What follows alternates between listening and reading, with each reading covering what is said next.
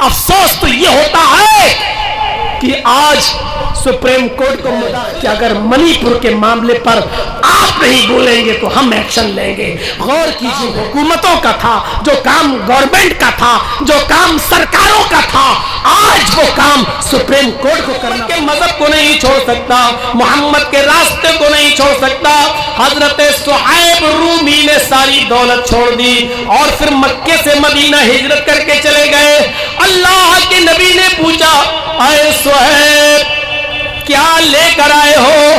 فرمایا, اے اللہ کے نبی ساری زندگی کی کمائی ہوئی دولت مکے والوں نے چھین لی, مکے میں کمائی ہوئی دولت نچھاور کر کے, قربان کر کے اور اسلام بچا کر واپس آ گیا ہوں.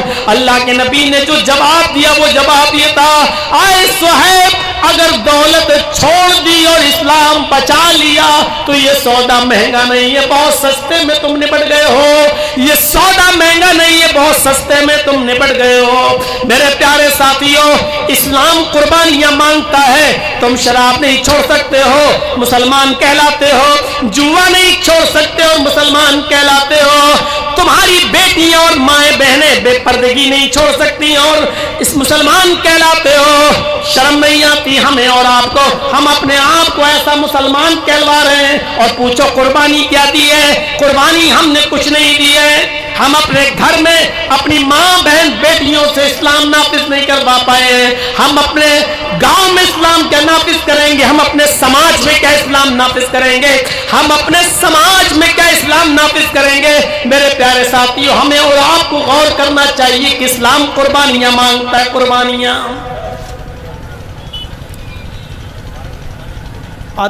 دنیا میں امن ایسے قائم نہیں ہوتا ہے. اسلام نے جو اصول بتائے ان اصولوں پر چلو. کیا یہ امن ہمیں بتائیں گے دنیا میں امن؟ امن جانتے ہو, ایک شخص آتا ہے عدی بن حاتم, بخاری شریف کی جو حدیث اب میں سنانے جا رہا ہوں اس کو سن لیجئے گا, بڑی پیاری روایت ہے. عدی بن حاتم اس واقعے کے راوی ہیں. وہ کہتے ہیں اللہ کے نبی صلی اللہ علیہ وسلم اپنے چند صحابہ کے ساتھ بیٹھے ہوئے تھے. دیکھیے امن کیسے قائم ہوتا ہے. ایک صحابی آئے اور اللہ کے رسول کے کان میں کچھ کہا. انہوں نے کہا, اللہ کے نبی صلی اللہ علیہ وسلم خوریزی ہو رہی ہے, قتل و قتال ہو رہا ہے, چاروں طرف بدامنی پھیلی ہوئی ہے, ہماری جانیں جا رہی ہیں. آپ نے ان کی بات کو سنا اور ان سے کہا بیٹھ جاؤ. اتنے میں دوسرے ایک صحابی اٹھے اور انہوں نے بھی نبی اکرم کے کان میں کچھ کہا. انہوں نے جو بات کہی اس کو امام بخاری نقل کرتے ہیں. دوسرے صحابی نے کہا, اللہ کے رسول رہزنی بہت ہو رہی ہے, چوری بہت ہو رہی ہے, ڈکیتی بہت ہو رہی ہے, جو قافلہ راستوں سے آتا ہے ان کو لوٹ لیا جاتا ہے, رہزنی ہو رہی ہے, قتل و قتال ہے, ان کو قتل کر کے مال لوٹ لیا جاتا ہے. غور کیجئے کون سا زمانہ تھا وہ اور شکایت کب ہو رہی ہے. یہ واقعہ جو میں سنانے جا رہا ہوں حکمرانوں کے لیے آئیڈیل ہے, ماڈل ہے. وہ سنیں اللہ کے نبی نے کیا جواب دیا. راستے میں جو آ رہا ہے قتل ہو رہا ہے, جس کے پاس مال تجارت یا سامان ہے تو چاقو اور تلوار دکھا کر لوٹ لیا جا رہا ہے. یہ دو شکایتیں اللہ کے نبی سے کی جا رہی ہیں. اور اللہ کے نبی صلی اللہ علیہ وسلم کیا فرماتے ہیں, لوگوں سنو, اے عادی سننا, میرے بعد اگر تم زندہ رہو گے, بخاری شریف کی حدیث, میرے بعد تم زندہ رہو گے تو تم دیکھو گے. کیا کہا آپ نے؟ ہیرا کا نام سنا ہے. حضرت عدی کہتے اللہ کے نبی نے کہا ہیرا شہر دیکھا, ہیرا شہر گئے ہو کبھی؟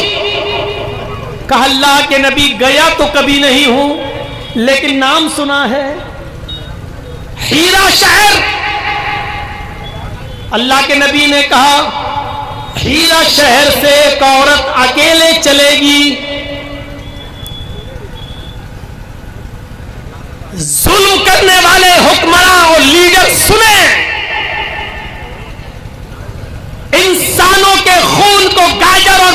طرح ان کے جسموں کو کاٹنے والے لیڈر حکمراں سنیں اور عدل اور انصاف اور امن و امان کیسے قائم ہوتا ہے سیکھیں جناب محمد رسول اللہ صلی اللہ علیہ وسلم سے. ایک عورت ہیرا شہر سے اکیلی چلے گی اور مکے تک آئے گی, اس کے ساتھ کوئی نہیں ہوگا, وہ اکیلے آئے گی, وہ مکہ شہر میں آئے گی, خانہ کعبہ کا طواف کرے گی, صفا مروہ کی سعی کرے گی, خانہ کعبہ کا طواف کرے گی, صفا مروہ کی سعی کرے گی اور سیدھے اپنی سواری پر بیٹھ کر ہیرا شہر واپس چلی جائے گی. اس کو کوئی ہاتھ لگانے والا نہیں ہوگا, اس کو کوئی چھونے والا نہیں ہوگا, اس کو کوئی ٹچ کرنے والا نہیں ہوگا, اس کی عزت و آبرو پر کوئی حملہ کرنے والا نہیں ہوگا. یہ اللہ کے نبی کب کہہ رہے ہیں؟ جب لوگوں کی گردنیں کاٹی جا رہی ہیں, عورتوں کی عزت و آبرو کی حفاظت نہیں ہے. کہا کہ ایک عورت کو تم دیکھو گے ہیرا شہر سے اکیلے چلے گی, مکے میں آئے گی, طواف کرے گی, صفا مروہ کے چکر لگائے گی اور اپنی سواری پر بیٹھ کر ہیرا چلی جائے گی, کوئی بھی شخص اس کو ٹچ کرنے والا نہیں ہوگا. حضرت عدی ابن حاتم کہتے ہیں جب اللہ کے نبی نے مجھ سے یہ کہا کہ تم یہ زمانہ میرے بعد اگر زندہ رہو گے تو دیکھو گے, تو میں نے دل میں سوچا فَعَيْنَا دُعَارُ تَيْئِن. اللہ کے نبی کیسا مذاق کر رہے ہیں, آپ کیسی بات کر رہے ہیں؟ کہا نہیں میں نے, لیکن دل میں سوچا اے اللہ کے رسول یہ کیسا مذاق کر رہے ہیں. ایک عورت یا مرد کی تو عزت نہیں بچتی, مرد کی تو جان نہیں بچتی, ایک عورت اکیلی آئے گی اور چلی جائے گی. یہ قبیلہ بنو طے کے یہ قاتل, یہ لٹیرے, یہ راہزن کہاں چلے جائیں گے, یہ کہاں غائب ہو جائیں گے؟ یہ راستے میں کسی کو نہیں چھوڑتے ہیں, جس کو بھی دیکھتے ہیں لوٹ لیتے ہیں اور جو ان کو مال نہ دے اس کو قتل کر دیتے ہیں. یہ کہاں چلے جائیں گے, یہ لوگ کہاں غائب ہو جائیں گے؟ ایسا ہوگا؟ یہ تو میری وہم و گمان میں بھی نہیں تھا, میں نے سوچا بھی نہیں تھا. پھر آپ نے دوسری بات کہی ہے عدی, تم اپنی آنکھوں سے دیکھو گے اگر میرے بعد زندہ رہے تو کسرا کے خزانے فتح ہو کر مکے میں آئیں گے, کسرا کے خزانے فتح ہو کر مکے میں آئیں گے. اللہ کے نبی صلی اللہ علیہ وسلم نے جب یہ کہا کہ کسرا کے خزانے فتح ہو کر مکے میں آئیں گے, تو میں نے نبی کا چہرہ دیکھا, وہ کسرا جو بڑا طاقتور بادشاہ تھا اور جس کے بارے میں عقیدہ تھا لوگوں کا کہ ان کو کوئی فتح نہیں کر سکتا, ان کو کوئی جیت نہیں سکتا. مسلمانوں, ہم نے ان چیزوں کو جیتا ہے, تم ہو کہاں؟ تم معمولی سا کشن گنج جیتنے کے لیے اتنا تڑپتے ہو. تم چاہو تو پورا بہار اپنی مٹھی میں لے سکتے ہو. یہ ہنر سیکھنا ہوگا تمہیں محمد رسول اللہ سے, یہ ہنر سیکھنا ہوگا تمہیں شریعت سے, یہ کانفیڈنس اور یقین تمہیں لینا اور حاصل کرنا ہوگا صحابہ کرام سے. جب اللہ کے نبی نے یہ کہا کہ کسرا کے خزانے فتح ہو کر وہ مکے میں آئیں گے, تو عدی ابن حاتم کہتے میں نے نبی کا چہرہ دیکھا اور میں نے کہا اللہ کے رسول کس کسرا کی بات کر رہے ہیں؟ کون سے کسرا کی؟ کسرا ابن ہرمز, یہی کسرا جو بادشاہ ہے, اس بادشاہ کی بات کر رہے ہیں, کسرا ابن ہرمز کی. آپ نے فرمایا ہاں میں اسی کسرا, اسی بادشاہ کی بات کر رہا ہوں, اسی کسرا ابن ہرمز, اسی بادشاہ کے خزانے فتح ہو کر مکے میں آئیں گے. تم دیکھو گے, مدینے میں آئیں گے, تم دیکھو گے. اور تیسری بات پھر فرمائی اے عدی اگر میرے بعد تم زندہ رہے تو تم دیکھو گے کہ لوگ अपनी मुट्ठी में सोना और चांदी भर भर कर निकलेंगे, लोगों को सदका करेंगे, लोगों को ज़कात देना चाहेंगे, खैरात करना चाहेंगे, लोगों को, गरीबों को सोना और चांदी बांटेंगे, लेकिन कोई सोना लेने वाला ना होगा, कोई चांदी लेने वाला ना होगा। लोगों को तुम देखोगे कि वो अपनी मुट्ठी में सोना भर भर के, चांदी भर भर के वो ले जाएंगे सदका देने के लिए, लेकिन सदका कबूल करने वाला कोई गरीब नहीं मिलेगा, सदका कबूल करने वाला कोई गरीब इंसान नहीं मिलेगा, यानी सोना और चांदी लेने वाले लोग नहीं मिलेंगे। अल्लाह के नबी तो इस दुनिया में नहीं रहे। अदी इब्न हातिम ने अपने दोस्त को, अपने साथी को बताया, क्या है मेरे साथी, गौर से सुनो, दो चीजें तो मैंने जनाबे मुहम्मदुर रसूलुल्लाह की बताई हुई अपनी जिंदगी में देख ली है, दो चीजें तो मेरी जिंदगी में पूरी हो गई है। मैं देखता हूं मुल्क शाम से, हीरा शहर से एक औरत अकेली आती है, अपनी सवारी पर बैठ कर आती है और वो खाने काबा में तवाफ करती है, सफा मरवा की चक्कर लगाती है, सही करती है और फिर मुल्क शाम चली जाती है। उसको कोई टच करने वाला नहीं है, उसको कोई लूटने वाला नहीं है, उसको कोई इज्जत व आबरू पर हमला करने वाला नहीं है। वो आती है और चली जाती है। मैंने अपनी आंखों से ये दिन भी देखा है और मैंने ये चीज भी देख ली है कि हजरत उमर फारूक के जमाने में किसरा इब्ने हुरमुज का खजाना भी लुट गया है, उसको भी शिकस्त दे दी है, हजरत उमर ने उसको भी शिकस्त दे दी है और किसरा का वो खजाना पूरा का पूरा लुट कर फतह होकर वो मदीने चला आया है। मैंने किसरा इब्ने हुरमुज का खजाना भी मैंने मदीने आते हुए देख लिया है। नबी की ये दो पेशीन गोइयां तो मेरी जिंदगी में पूरी हो गई हैं, एक पेशीन गोई रह गई है। अगर मेरे बाद तुम जिंदा रहोगे तो तुम देखोगे कि लोग सोने और चांदी को मुट्ठी में भर भर के ले जाएंगे कि इसकी ज़कात दे दे,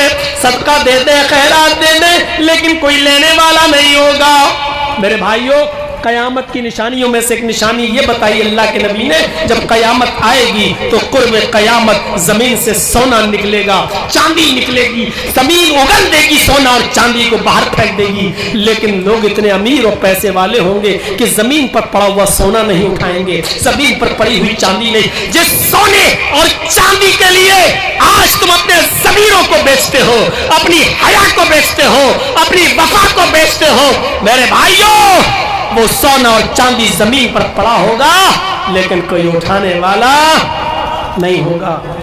ये शाम से एक औरत अकेली आती है और हज करके उम्रा करके वापस चली जाती है। जानते हो ऐसा क्यों हुआ? क्योंकि अल्लाह के रसूल ने इंसाफ कायम कर दिया था, अदल कायम कर दिया था, इंसाफ का बोलबाला कायम कर दिया था। कातिल को कत्ल किया जाता था, किसी ने चोरी की तो उसका हाथ काट दिया जाता था, अगर किसी ने आंख फोड़ी तो बदले में उसकी भी आंख फोड़ी जाती थी, किसी ने किसी को मारा तो बदले में उसको भी मारा जाता था, किसी ने किसी का कुछ छीना तो उसका भी छीन कर उसको दिया जाता था। अदल और इंसाफ का बोलबाला ऐसा कायम किया कि लोगों ने लूटे हुए माल जिनके लूटे थे उनको वापस कर दिए। ये अदल और इंसाफ जहां रहेगा अमन होगा, अमन होगा, अमन होगा, और जहां अदल इंसाफ नहीं होगा वह अमन नहीं होगा। मेरे भाइयों, यकीनन मैं कहता हूं कि दहशतगर्द अगर कोई दाढ़ी वाला हो तो उसको पकड़ो, सूली पे लटकाओ, फांसी के तख्ते पे लटकाओ, सजाए मौत दो, यकीनन हम इसके कायल हैं। लेकिन अगर वो टीकाधारी हो या मक्का मस्जिद पर बम ब्लास्ट का जिम्मेदार हो तो उसको भी सजाए मौत मिलनी चाहिए। यह अदल का तकाजा है, यही अदल का तकाजा है मेरे भाइयों। इसलिए जहां अदल होगा वहां अमन होगा और जहां अदल नहीं होगा वहां अमन भी नहीं होगा। और मोहम्मद रसूलुल्लाह ने अमन को कायम किया है अदल के साथ। عدل ایسا قائم کیا تھا کہ دنیا اش اش کر رہی تھی. آپ کو معلوم ہے عدل کیسا تھا؟ اللہ کے نبی نے جو عدل قائم کیا اس عدل کی ایک جیتی جاگتی مثال میں آپ کو سنانا چاہتا ہوں. آؤ یہ عدل کی مثالیں تم نے تقریروں میں نہیں سنی ہوں گی, جلسوں میں آپ کو نہیں بتائی گئی ہوں گی. حکمرانوں کو بتاؤ. میں چاہتا تھا کہ یہ عدل کے واقعات جب میں بتاؤں تو یہ منتری اور یہ نیتا اور یہ منسٹر سب رہیں, لیکن افسوس تو یہ ہے کہ مجھے تقریر کا نمبر بعد میں دیا جاتا ہے. تکلیف یہ ہوتی ہے کہ مجھے سننا تو سب کی پڑتی ہے, میری نہیں سنتے ہیں.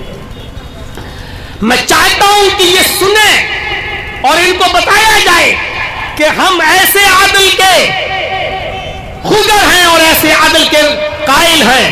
یہ عدل اگر کانگریس کرے گی تو ہم اس کے ساتھ ہیں, یہ عدل اگر بی جے پی کرے گی تو ہم اس کے بھی ساتھ ہیں, یہ عدل اگر جے ڈی یو کرے گی تو ہم اس کے بھی ساتھ ہیں, یہ عدل اگر آر جے ڈی کرے گی تو ہم اس کے بھی ساتھ ہیں. یہ عدل ہمیں چاہیے اور یہ انصاف ہمیں چاہیے کہ جو بھی ہو اس کو برابر کی سزا ملنی چاہیے. کسی کے ساتھ کچھ کسی کے ساتھ کچھ ایسا نہیں ہے میرے بھائیوں. اس لیے میں کہتا ہوں کہ اگر اتر پردیش کے اندر این آر سی اور سی ڈبل اے کے خلاف احتجاج کرنے والے اور اس میں سرکاری سمپتیوں کا نقصان پہنچانے والے لوگوں کے گھروں پر اگر بلڈوزر چلا ہے تو ٹرین اور ان کی پٹریوں کو توڑنے والے اور کسان آندولن کے موقع پر میرے بھائیوں جو سرکاری نقصان ہوا تھا ان کے گھروں پر بھی بلڈوزر چلنا چاہیے. کیوں نہیں چلتا ہے میرے بھائیوں؟ ہمارے ساتھ انیائے کیوں ہوتا ہے, ہمارے ساتھ بے انصافی کیوں ہوتی ہے؟ ہم یہی تو کہتے ہیں ہمارے ساتھ جو عدل کرے گا ہم اس کے ساتھ ہیں, اور یہی ہم کہتے ہیں بہار والوں اچھا اور برا تم اچھی طریقے سے جانتے ہو, تمہارا اچھا اور برا کس میں ہے. کم نقصان دہ چیز کو آپ برداشت کر لینا, بڑے نقصان سے اپنے آپ کو بچا لینا, یہی میری ڈیمانڈ ہے اور یہی میرا اعلان ہے. میرے بھائیو حضرت علی رضی اللہ تعالی عنہ بیٹھے ہیں, ان کا غلام قمبر وہاں بیٹھا ہوا ہے. حضرت علی کے کان میں ایک شخص آتا ہے اور کچھ بولتا ہے. دیکھ رہے ہیں آپ, حضرت علی کے کان میں کچھ کہا اس نے. حضرت علی نے کہا کہ تم اس بات کو قبول کرتے ہو؟ اس نے کہا جی. حضرت علی نے اپنے غلام قمبر سے کہا, بخاری شریف کی حدیث ہے, اپنے غلام قمبر سے کہا جاؤ اس کو کوڑے لگاؤ, اور بتا دیا اتنے کوڑے لگاؤ. ان کے غلام قمبر نے کوڑے لگائے,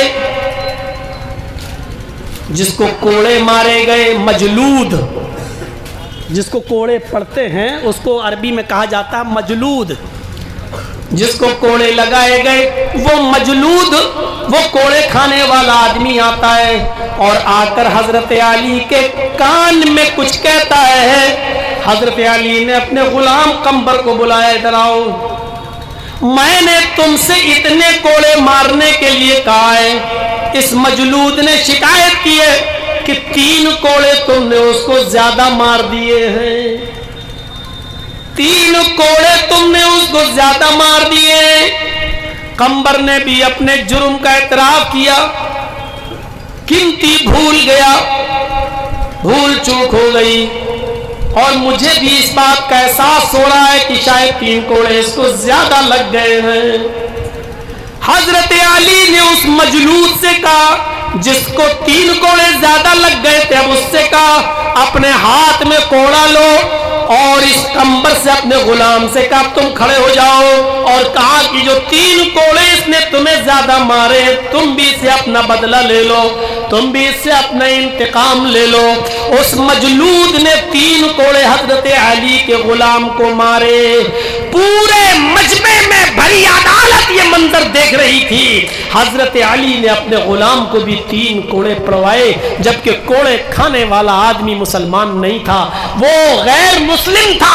اس نے اپنے جرم کو قبول کر لیا تھا کہ میں نے ایسا کیا. حضرت علی نے کہا جاؤ اتنے کوڑے مارو, اس نے 3 کوڑے زیادہ مار دیے. حضرت علی سے اس نے کہا مجھے 3 کوڑے زیادہ پڑ گئے. حضرت علی نے اس سے پوچھا قمبر سے کیا یہ صحیح ہے؟ کہا ہاں 3 کوڑے زیادہ پڑ گئے. تو اب 3 کوڑے کھانے کے لیے تم بھی تیار ہو جاؤ, اور اس غیر کر اپنے مسلمان غلام قمبر کو کوڑے پڑوائے. آؤ یہ آئینہ دکھاؤ, یہ دیش کا چوکیدار بھی دیکھے, یہ دیش کا گرہ منتری بھی دیکھے, یہ دیش کے وی آئی پی کلچر کے لوگ بھی دیکھیں, اور یہ آئینہ لالو اور تیجسوی بھی دیکھے, اور یہ آئینہ نتیش کمار جی بھی دیکھیں. ہمیں ایسے انصاف کی ضرورت ہے, ایسا عدل جو بھی ہمارے ساتھ کرے گا ہم مسلمانوں کے ووٹ کا وہ حقدار ہوگا. ہمیں ایسا انصاف چاہیے. ہمیں نہیں معلوم کہ تم کون ہو, ہم یہ چاہتے ہیں کہ ہمیں سوتیلا ویوہار ہمارے ساتھ نہ کیا جائے, ہمارے ساتھ گستاخی نہ کی جائے, ہمیں اس بھارت کا برابر کا ناگرک سمجھا جائے, ہمیں برابر کا حصے دار بھی سمجھا جائے, اور جو ہمارے ساتھ حق اور انصاف کی بات کرے گا ہم اس کو اپنا ووٹ دیں گے. ہمارا کوئی دشمن نہیں ہے. دشمنی اگر اپنے حال و چال سے دکھاؤ گے تو ہم اتنے اندھے بھی نہیں ہیں کہ ہم اس کو سمجھتے نہیں ہو. میرے پیارے ساتھیوں, اللہ تعالیٰ نے ہمیں آنکھیں بھی دی ہیں اور ووٹ کہاں دینا ہے اس کے لیے ہمیں دماغ بھی دیا ہے. اس لیے ہم آنکھوں سے دیکھیں گے بھی اور دماغ سے ہم کام بھی لیں گے. اس لیے سنتے چلیے, حضرت علی نے اپنے غلام قمبر کو بھی کوڑے لگوائے.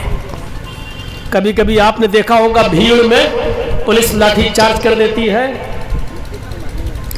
قاضی شرح کی عدالت ہے, ایک مقدمے کی سنوائی ہے, اس میں غیر مسلموں کی بھیڑ لگی ہوئی ہے, مسلمانوں کی بھی بھیڑ لگی ہوئی ہے. اور قاضی شرح جانتے ہو کون قاضی ہیں؟ قاضی شرح وہ ہے جنہوں نے اپنے بیٹے تک کو سزا دی تھی, اپنے بیٹے کے خلاف بھی سزا سنائی تھی. قاضی شرح وہ ہے کہ جب ان کا بیٹا مدرسے میں پڑھتا تھا تو مدرسے کے ٹیچر نے شکایت کی کہ آپ کے بیٹے نے کسی نائی سے, حجام سے, باربر سے بال کٹوائے اور عصر کی نماز کا وقت قریب تھا. جب وہ بال کٹوا کر واپس آیا تو عصر کی نماز کی جماعت چھوٹ چکی تھی. اگرچہ اس نے بعد میں نماز پڑھ لی لیکن جماعت چھوڑ دی. تو قاضی شرح نے ایک موٹا ڈنڈا بھیجا تھا اور کہا تھا کہ یہ مقدمہ میری عدالت میں آیا ہے, اس لیے یہ ڈنڈا میں بھیج رہا ہوں. اس لکڑی سے میرے بیٹے کو اتنا مارو کہ یہ لکڑی جب تک ٹوٹ کر 3 حصوں میں نہ بڑھ جائے, اس ڈنڈے کے 3 ٹکڑے نہ ہو جائیں, تب تک میرے بیٹے کو پیٹتے رہو. اور اس کو بتاؤ کہ تم نے ایسے تنگ وقت میں نماز بال کیوں کٹوائے, جب نماز سے عصر کا وقت قریب تھا, عصر کی نماز پڑھنے کے بعد بھی جا سکتے تھے, تمہاری جماعت کیوں چھوٹی؟ میرے بھائیو, یہ وہ قاضی شرح ہیں جنہوں نے عدل و انصاف اپنے بیٹے کے ساتھ بھی کیا تھا. ان کی ایک عدالت میں ایک فیصلے کے دن غیر مسلم اور مسلمانوں کی بھیڑ لگی ہوئی ہے, لوگ دیکھنا چاہتے ہیں. اسی بھیڑ کے اندر دربان نے, جو قاضی شرح کا دربان تھا, آج کل بھی عدالت میں لوگ کہتے ہیں نا, جو لکڑی پکڑے لیے کھڑے رہتے ہیں اور کہتے ہیں فلاں حاضر ہو, آؤ تمہارا مقدمہ ہے. ہم سے زیادہ کورٹ کچہری آپ نے تو شاید نہیں دیکھی ہوگی, نہ سمجھی ہوگی.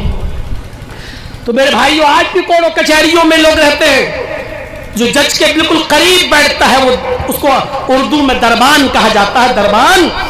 میرے بھائیو, قاضی شرح کو لوگ گھیر رہے تھے تو دربان نے ایک کوڑا مار دیا. ایک کو ماریں گے تو سب بھاگ جائیں گے, ایک غیر مسلم کو کوڑا لگ گیا. ایک کوڑا جیسی پڑا بھیڑ تتر بتر ہو گئی, ادھر ادھر ہو گئی, لیکن جس کو کوڑا پڑا وہ وہیں کھڑا ہو گیا. قاضی شرح نے کہا کہ بھیڑ ادھر ادھر چلی گئی, تم کیوں کھڑے ہو؟ اس نے کہا قاضی صاحب, آپ کی عدالت میں ابھی میرا ایک کیس ہم درج کرنا چاہتے ہیں. کیا ابھی بھیڑ کو تتر بتر کرنے کے لیے آپ کے دربان نے کوڑا مارا اور وہ پوری بھیڑ میں یہ کوڑا مجھے لگائے؟ تو آپ کا دربان یہ بھی کہہ سکتا تھا کہ مجمع ہے, بھیڑ ہے, ادھر ادھر ہو جاؤ. پہلے اعلان کرنا چاہیے, اناؤنسمنٹ ہونا چاہیے. بھیڑ کو بھگانے کے بہت سے طریقے ہیں, لیکن ڈائریکٹ کوڑا مار دیا گیا. نہ کوئی انفارمیشن دی گئی, نہ یہ کہا گیا کہ بیٹھ جاؤ یا خاموش ہو جاؤ یا ادھر عدالت سے چلے جاؤ. اس طریقے کی کوئی آواز نہیں لگائی. کوڑا اٹھایا اور کوڑا ڈائریکٹ مارا, اور وہ کوڑا مجھے لگا ہے. مجھے انتقام چاہیے, مجھے بدلہ چاہیے. قاضی شریح نے اپنے دربان کو دیکھا، فرمایا تمہارے خلاف مقدمہ درج ہو گیا ہے، کٹگھرے میں چلو۔ دربان کو کٹگھرے میں کھڑا کیا گیا، پوچھا تم اپنی صفائی میں کچھ کہنا چاہتے ہو؟ دربان نے کہا آپ کی طرف لوگ بڑھ رہے تھے، بھیڑ کو تتر بتر کرنے کے لیے میں نے کوڑا مارا، ایک ہی کوڑا مارا جو اس کو لگ گیا۔ کہا کیا تم اس کوڑے مارنے کا اعتراف کرتے ہو؟ کہا میں نے یہ کوڑا مارا ہے۔ کہا اب تم ادھر آ جاؤ۔ مجمع میں اپنے دربان کو کھڑا کر دیا اور اس شکایت کرنے والے یہودی کے ہاتھ میں کوڑا دے دیا۔ کہا اس دربان نے تمہیں جتنی زور سے کوڑا مارا ہے، ایک کوڑا تم بھی اس کو مارو۔ لہذا اس یہودی نے کوڑا اس دربان کو بھی مارا اور پورے مجمع نے یہ عدل دیکھا، یہ انصاف دیکھا۔ تو جب ایک یہودی اور قاضی کے دربان میں دربان کو مار رہا ہے، قاضی کے دربار میں دربان کو کوڑا مار رہا ہے، اور قاضی خود یہ فیصلہ سنا رہا ہے، یہ عدل دیکھیں گے تو امن کیوں نہیں ہوگا؟ ایسی جگہ پر امن تھا، ایسی جگہ پر انصاف تھا، ایسی جگہ پر خون ریزی نہیں تھی۔ آج عدل نام کی کوئی چیز نہیں رہ گئی ہے۔ افسوس تو یہ ہوتا ہے کہ آج سپریم کورٹ کو مداخلت کرنا پڑتی ہے کہ اگر منی پور کے معاملے پر آپ نہیں بولیں گے تو ہم ایکشن لیں گے۔ غور کیجئے میرے بھائیوں، جو کام حکومتوں کا تھا، جو کام گورنمنٹ کا تھا، جو کام سرکاروں کا تھا، آج وہ کام سپریم کورٹ کو کرنا پڑ رہا ہے، اور یہ کہنا پڑ رہا ہے کہ یہ کام اگر تم نہیں کرو گے تو ہم کریں گے۔ یہ تصور کیجئے میرے بھائیوں کہ ہم کس طرف جا رہے ہیں اور کہاں ہم پہنچ گئے ہیں۔ خود چیف منسٹر کیسا ہوتا ہے آپ کو معلوم ہے؟ حضرت عمر فاروق پیشاب کر رہے ہیں، ایک نالی کے کنارے پر بیٹھ کر پیشاب کر رہے ہیں، پانی ان کے ہاتھ میں ہے، کسی نے دیکھا نہیں، اور ایک آدمی آواز لگاتے ہوئے آ گیا، امیر المومنین امیر المومنین امیر المومنین۔ اس کو پتا ہی نہیں کہ حضرت عمر پیشاب کر رہے ہیں۔ اگر مجھے معلوم ہو جائے کہ ایک آدمی پیشاب کر رہا ہے تو میں چلاؤں گا تھوڑی، میں یہ کہوں گا کہ وہ پیشاب کر کے ڈراؤ، لیکن اس کو معلوم ہی نہیں۔ وہ نکلا اور کہتا امیر المومنین آئین امیر المومنین، امیر المومنین کہاں ہے؟ امیر المومنین امیر المومنین۔ حضرت عمر کو بڑا غصہ آیا، کم بخت میں تو پیشاب کر رہا ہوں، یہ کون ہے چلا رہا؟ آئے کون چلا رہا تھا؟ کہ امیر المومنین میں گئے اور ایک تھپڑ دیا اس۔ کیا ہے؟ بس اتنا ہی تھا، وہ اپنی شکایت بھول گیا۔ اس نے کہا امیر المومنین مجھے اس بات کا علم نہیں تھا کہ آپ استنجا کر رہے ہیں، آپ پیشاب کرنے کے لیے بیٹھے ہوئے ہیں۔ اگر مجھے اس بات کا علم ہوتا تو میں چیختا نہیں، چلاتا نہیں۔ بات ہی کچھ ایسی تھی کہ مجھے زور سے چیخنا پڑا، چلانا پڑا۔ آپ وہاں سے آئے اور بھرے مجمع میں سب کے سامنے آپ نے میرے چہرے پر ایک تھپڑ مار دیا ہے۔ آپ امیر المومنین ہیں، میں کچھ نہیں کہہ سکتا ہوں، بس اتنا ضرور کہوں گا کہ آپ تھوڑا سا غور کر لینا، اپنے معاملے میں ذرا سوچ لینا، آپ نے غلطی تو نہیں کی ہے، آپ نے مجھے ناجائز تھپڑ تو نہیں مارا ہے، آپ نے مجھے تھپڑ مار کر کوئی غلطی تو نہیں کی، آپ اتنا سوچ لیجئے گا بس۔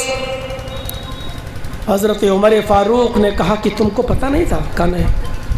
کہا ادھر آؤ۔ کون ہے؟ Chief minister. کون ہے؟ امیر المومنین۔ کون ہے؟ سنو، 22 لاکھ مربع میل پر جس کی حکومت ہو وہ کون ہے؟ بہار کا چیف منسٹر نہیں، جھارکھنڈ کا نہیں، بنگال کا نہیں، یو پی کا نہیں، 22 لاکھ مربع میل۔ سعودی بھی اس کے انڈر میں، شام بھی اس کے انڈر میں، عراق بھی اس کے انڈر میں، ایران بھی اس کے انڈر میں، اردن بھی اس کے انڈر میں، آذربائیجان بھی اس کے انڈر میں، مصر بھی اس کے انڈر میں، رویت بھی اس کے انڈر میں، اسرائیل اور فلسطین بھی اس کے انڈر میں. غور کیجئے، یہ سارے ملک اس کے انڈر میں. اتنی بڑی حکومت کا مالک، اتنی بڑی حکومت کا مالک، اور کیا کر رہا ہے؟ ادھر آؤ. عمر فاروق کا یہ گال تمہارے سامنے حاضر ہے. آئے بدوی آئے دیہاتی، میں نے انجانے میں لا علمی میں غصے میں نے تمہارے چہرے پر تھپڑ مار دیا ہے. تم بھرے مجمع میں سب کے سامنے اپنا انتقام لے لو، اور جتنی زور سے میں نے تمہیں تھپڑ مارا ہے تم مجھے بھی تھپڑ مارو. یہ اپنے آپ کو پیش کر رہا ہے، اپنے آپ کو. یہاں تو ٹویٹر پہ کوئی لکھ دے تو جیل کی سلاخوں میں، یہاں کوئی جھوٹ بھی کہہ دے تو ضمانت نہیں ہوتی. کہا میں اپنے آپ کو پیش کر رہا ہوں سب کے سامنے. اس نے کہا امیر المومنین سوری، میں آپ کو تھپڑ نہیں ماروں گا، بس میں اتنا چاہتا ہوں کہ آپ اتنا مان لیں کہ آپ سے غلطی ہوئی ہے. حضرت عمر فاروق نے بھرے مجمع میں کہا یہ میری غلطی ہے، میں سمجھ نہیں سکا، مجھے اس بات کا علم نہیں تھا. میں نے سوچا شاید تم نے دیکھ لیا تھا مجھے پیشاب کرتے ہوئے اور پھر تم چلا رہے ہو، یعنی میرے پیشاب کرنے کا بھی، فارغ ہونے کا بھی انتظار نہیں کر رہے ہو، لیکن تم کہہ رہے ہو مجھے پتہ ہی نہیں. اس نے کہا مجھے بالکل اس بات کا علم نہیں ہے. کہا امیر المومنین نے ٹھیک ہے اب تم مجھے انتقام لو، میرا بدلہ لو تم اپنا. اس نے کہا امیر المومنین آپ نے مجھ سے معافی مانگ لی، آپ نے اپنی غلطی کا اعتراف کر لیا، میں نے آپ کو معاف کر دیا. اس نے کہا امیر المومنین نے کہ دیکھو میں قیامت کے دن تمہیں اس کا بدلہ نہیں دے سکتا، جو کچھ بھی لین دین کرنا ہو، اگر اس تھپڑ کے بدلے میں کچھ مال کچھ چیزیں چاہیے تو وہ بھی بولو. کہ امیر المومنین میں اللہ کو کی قسم کھا کر کہتا ہوں کہ میں کوئی بدلہ نہیں لوں گا، میں آپ کو دل سے معاف کر رہا ہوں. میں امیر المومنین ہے، میں آپ کو کیسے تھپڑ ماروں، میں دل سے آپ کو معاف کر رہا ہوں. آپ نے بس یہ سویکار کر لیا، یہ ایکسپٹ کر لیا کہ آپ سے غلطی ہو گئی ہے. حضرت عمر فاروق نے اپنے آپ کو پیش کیا. تب عدل قائم تھا، تب انصاف قائم تھا، تب کوئی کسی کی طرف تیری نظر کر کے دیکھنے کی جرات نہیں کرتا تھا. آپ کو معلوم ہے ملک شام یا مصر کے گورنر نے عمر ابن عاص کے بیٹے نے ایک یہودی بچے کو کوڑا مارا تھا. حضرت عمر فاروق جب مصر گئے تو اس 12 سال کے اس بچے نے، یہودی بچے نے شکایت کر دی تھی. امیر المومنین انصاف کیجئے. کہا کیا ہوا؟ کہا عمر ابن عاص جو ملک شام کا گورنر ہے، اس کے بیٹے نے مجھے کوڑا مارا ہے، اس لیے کہ میرا گھوڑا اس کے گھوڑے سے آگے نکل گیا تھا. یہ مقابلہ کر رہا تھا کہ دیکھیں کون آگے نکلے گا. ہم دونوں مقابلہ کر رہے تھے، میرا گھوڑا آگے نکل گیا، اس کا گھوڑا پیچھے رہ گیا. اس نے غصے میں آ کر مجھے تھپڑ مار دیا ہے. اور جب میں نے کہا کہ میں تمہاری شکایت گورنر سے کروں گا تو اس نے، یعنی ان کے بیٹے نے کہا میرا کوئی کچھ نہیں کر سکتا، میں اس گورنر کا بیٹا ہوں. آج کل یہی تو ہوتا ہے نا، جو بڑے لوگوں کے بیٹے ہیں وہ، میں گورنر کا بیٹا ہوں، میرا کوئی کچھ نہیں کر سکتا. حضرت عمر فاروق کی آنکھیں اسی وقت لال ہو گئیں اور فرمایا یا عمر ابن عاص، اللہ نے لوگوں کو آزاد پیدا کیا ہے، تم نے اپنی عوام کو غلام کیسے بنا لیا؟ حضرت عمر ابن عاص نے کہا امیر المومنین مجھے نہیں معلوم، اس بچے نے میری عدالت میں کوئی مقدمہ ہی دائر نہیں کیا، اگر یہ مقدمہ میرے پاس آیا ہوتا تو میں ضرور انتقام دلواتا. آپ نے کہا نہیں، اب حضرت عمر فاروق کی عدالت میں مقدمہ آ گیا ہے. آپ نے کہا ہے اس بچے سے ڈراؤ، یہودی بچے کو کھڑا کیا اور عمر ابن عاص کے بچے سے پوچھا کیا یہ صحیح کہہ رہا ہے؟ اس نے اپنے جرم کا اقبال کیا کہ ہاں اس کا گھوڑا آگے نکل گیا تھا، میں نے اس کو ایک تھپڑ مار دیا۔ اس یہودی بچے سے کہا کہ ایک تھپڑ اس کے چہرے پر مارو، گورنر کے بیٹے پر تھپڑ مارو۔ یہودی بچہ، شام کے اندر حکومت ہماری مسلم حکومت، گورنر عمرو ابن عاص، یہودی بچے کے ساتھ انصاف۔ غور کیجئے انصاف کیسا، یہودی بچے سے کہہ رہے ہیں کہ عمرو ابن عاص کے بیٹے کو کوڑا مارو۔ عمرو ابن عاص کے بیٹے کو اس یہودی لڑکے نے کوڑا مارا۔ پھر جلاد سے کہا ادھر آؤ، اپنے غلام سے کہا کہ تم ایک تھپڑ عمرو ابن عاص کو مارو۔ عمرو ابن عاص نے کہا امیر المومنین میری غلطی کیا ہے؟ جس نے کوڑا مارا اس کو کوڑا مار دیا گیا، جس نے تھپڑ مارا اس کو تھپڑ مار دیا گیا، اب مجھے کیوں کوڑا مارا جا رہا ہے؟ عمرو ابن عاص کہا پہلے کوڑا کھاؤ۔ حضرت عمر فاروق کے خادم نے ایک تھپڑ حضرت عمر ابن عاص کو لگایا، گورنر کو لگایا، اور حضرت عمر فاروق نے اب اس کا ریزن بتایا۔ اے عمر ابن عاص، یہ تھپڑ تمہیں اس لیے مارا گیا کیونکہ تم نے اپنے بیٹے کو صحیح تعلیم نہیں دی ہے، تم نے اپنے بیٹے کو صحیح تربیت نہیں دی ہے۔ اگر تم نے اپنے بیٹے کو صحیح تربیت دی ہوتی تو وہ کسی یہودی بچے کو تھپڑ نہیں مارتا، اور تھپڑ مارنے کے بعد یہ نہیں کہتا میرا کوئی کچھ نہیں کر پائے گا کیونکہ میں عمر ابن عاص کا بیٹا ہوں، میں گورنر کا بیٹا ہوں، میرا کوئی کچھ نہیں کر پائے گا۔ یہ بگڑے ہوئے اور یہ باپ کی بگڑی ہوئی اولادیں کہتی ہیں یہ تھپڑ تمہیں یاد دلاتا رہے گا اور آئندہ تم اپنی اولاد کی صحیح تربیت کرو گے، صحیح تربیت اپنی اولاد کو دو گے۔ یہ عدل و انصاف تھا میرے بھائیوں، یہ نیائے تھا، اس لیے امن قائم تھا۔ اس لیے ملک شام سے ایک عورت اکیلی آتی ہے اور آج بھی خانہ کعبہ کا طواف کرتی ہے، عمرہ کرتی ہے، سعی کرتی ہے اور چلی جاتی ہے۔ یہ اسی امن و امان کا نتیجہ ہے کہ سعودی عرب کی سرزمین پر آج بھی اگر 10 ریال کا نوٹ بھی پڑا ہو تو کوئی اٹھانے والا نہیں ہوتا، چوری کرنے کی کسی کی جرت نہیں ہوتی، ریپ اور بلاکار کا نشان نہیں پایا جاتا ہے، وہاں چھوت چھات نہیں ہے، وہاں ذات اور برادری میں بٹے ہوئے لوگ نہیں ہیں، وہاں آج بھی امن ہے، آج بھی عدل ہے، آج بھی انصاف کا بول بالا ہے۔ یہ الگ بات ہے کہ ویسٹرن کلچر اور مغربی تہذیب میں اب ادھر بھی کچھ جڑیں جما لی ہیں اپنی، میرے پیارے ساتھیوں، لیکن ہم یہی چاہتے ہیں آپ سے، ہماری کسی سے کوئی دشمنی نہیں، ہمیں ہمارا حق چاہیے، جو ہمیں ہمارا حق دے گا ہم اس کے ہیں۔ ہم نے آپ کا کافی وقت لیا ہے میرے بھائیوں، 11:15 سے بولتے ہوئے 12:30 تک بجنے والے ہیں،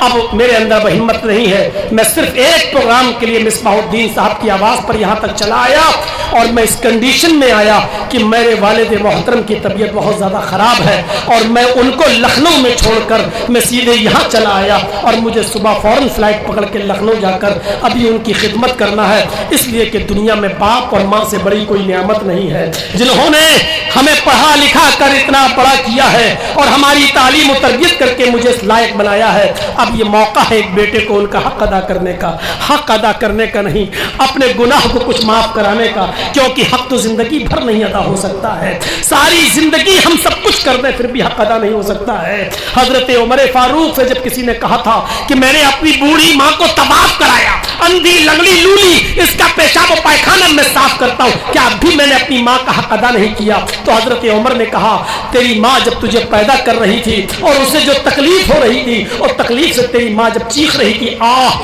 تو نے تو ابھی اپنی ماں کی اس آہ کا بھی حق ادا نہیں کیا ہے، تو پوری زندگی کا کیا حق ادا کرے گا؟ تو ماں باپ کا کوئی پوری زندگی بھی خدمت کرے تو حق ادا نہیں کر سکتا ہے۔ یہ موقع مل رہا ہے مجھے اپنے بوڑھے ماں باپ کی خدمت کرنے کا، تو ہم اس کو ضائع نہیں ہونے دینا چاہتے ہیں، اس لیے ہمیں فوراً نکلنا ہے۔ میرے بھائیوں، جہاں ہم دعا کر رہے ہیں سب کے لیے، اللہ جو بیمار ہیں ان کو شفائے کاملہ اور عاجلہ کا فرما، وہی ہم اپنے باپ کے لیے بھی دعا کرتے ہیں، اللہ ہمارے والد محترم کو بھی شفائے کاملہ اور عاجلہ کا فرما۔ جو دوائیں چل رہی ہے اللہ ان میں صحت و تندرستی کوٹ کوٹ کے بھر دے۔ اے اللہ ہمیں ایسی حکومت اور ایسی سرکار ہمیں عطا فرما جو ہمیں عدل دے، جو ہمیں انصاف دے، جو ہمارے پردیش میں بہار میں امن قائم کر سکے، جو شانتی قائم کر سکے اور ہمیں ہمارے حق دے سکے، ہمیں سوتیلا نہ سمجھے، ہمیں بھی اس دیش اور اس ملک کا حصے دار سمجھے اور ہم بھی اپنے اس ملک کا ناگرک سمجھے۔ اے اللہ ہم تجھ سے دعا کرتے ہیں کہ جو لوگ تیری رحمت کو جا چکے ہیں ان کو کربر کربر چین و سکون راحت نصیب فرما، ان کی قبروں کو نور سے بھر دے، جب تک تو ہمیں زندہ رکھ، اسلام پہ زندہ رکھنا، اور جب ہمارا خاتمہ ہو تو ایمان پر ہمارا خاتمہ فرمانا۔ وما علینا الا البلاغ المبین وآخر دعوانا ان الحمد للہ رب العالمین۔ السلام علیکم ورحمۃ اللہ وبرکاتہ۔